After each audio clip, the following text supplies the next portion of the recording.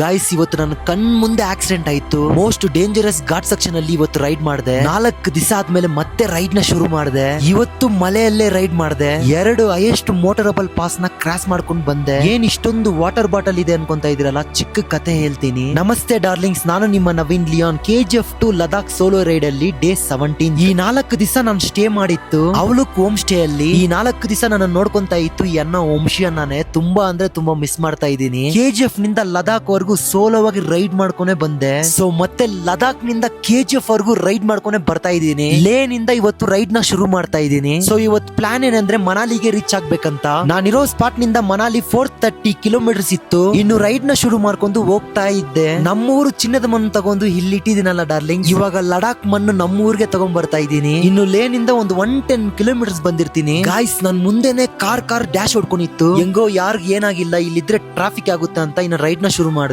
ಲೇನಿಂದ ಮನಾಲಿಗೆ ಹೋಗೋ ಘಾಟ್ ಸೆಕ್ಷನ್ ಇರುತ್ತೆ ಗಾಯ್ಸ್.